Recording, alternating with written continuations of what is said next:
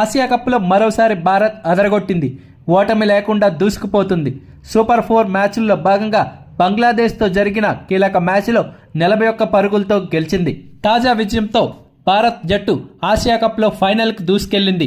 169 పరుగుల టార్గెట్తో బరిలో దిగిన బంగ్లాదేశ్ 19.3 ఓవర్లలో 127 పరుగులకు ఆలౌట్ అయింది. ఆ జట్టులో ఓపెనర్ సైఫ్ హసన్ 69 పరుగులు చేసి రాణించాడు. మరోవైపు ఫర్వేజ్ ఇమాన్ కూడా 21 పరుగులు చేసి పర్వాలేదనిపించాడు. వీరిద్దరూ ఆడుతున్నంతసేపు బంగ్లాదేశ్ దాదాపు గట్టి పోటీ ఇస్తుంది లేదా గెలుస్తుంది అనిపించేటట్టే మ్యాచ్ కనిపించింది.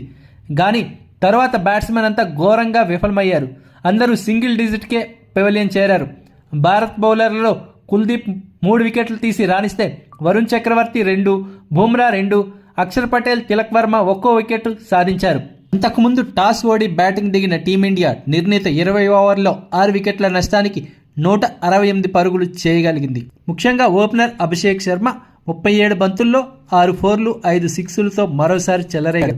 75 పరుగులతో భారత్ మంచి స్కోర్ అందించడంలో కీ రోల్ పోషించాడు. ఇక శుభ్మన్ గిల్ 19 బంతుల్లో 29 పరుగులు చేసి పర్వాలేదనిపించాడు. అయితే గిల్, అభిషేక్ దూకుడుగా ఆడడంతో పవర్ ప్లే ముగిసేసరికి భారత్ 72 పరుగులతో 1 వికెట్ కూడా కోల్పోకుండా భారీ స్కోర్ చేసేలా కనిపించింది. అయితే తరువాత భారత్ వరుసగా వికెట్లు కోల్పోయి కష్టాల్లో పడింది.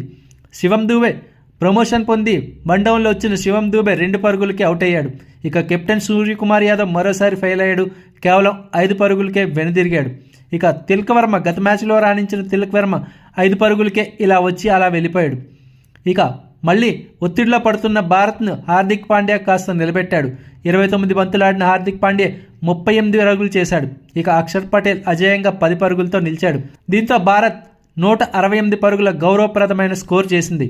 బంగ్లాదేశ్ బౌలర్లలో రిషాద్ హుస్సేన్ 2, ముస్తాఫిజుర్, తస్కిన్ అహ్మద్, షైఫుద్దీన్ ఒక్కో వికెట్ తీశారు. బ్యాటింగ్లో పెద్దగా అదరగొట్టకపోయినా బౌలర్లు మాత్రం అద్భుతం చేశారు.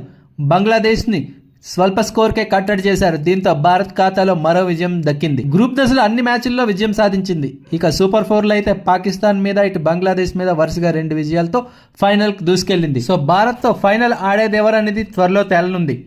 ఇప్పటివరకు సూపర్ 4లో చూసుకుంటే శ్రీలంక ఆడిన 2 మ్యాచ్ల్లో ఓడింది కాబట్టి టోర్నమెంట్ నుంచి పూర్తిగా అవుట్ అయిపోయింది. శ్రీలంక ఇంకా భారత్తో మ్యాచ్ ఆడాల్సి ఉంది. ఆ మ్యాచ్ శ్రీలంక ఓడిపోయినా గెలిచినా శ్రీలంకకి ఎలాంటి ప్రాబ్లం లేదు. అలాగే భారత్ ఇప్పటికే టాప్లో ఉంది.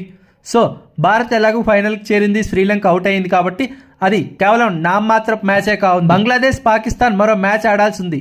ఈ సిరీస్లో అదే కీలక మ్యాచ్. ఆ జట్టులో ఎవరైతే గెలుస్తారో అది భారత్తో ఫైనల్లో టైటిల్ కోసం తలపడనుంది.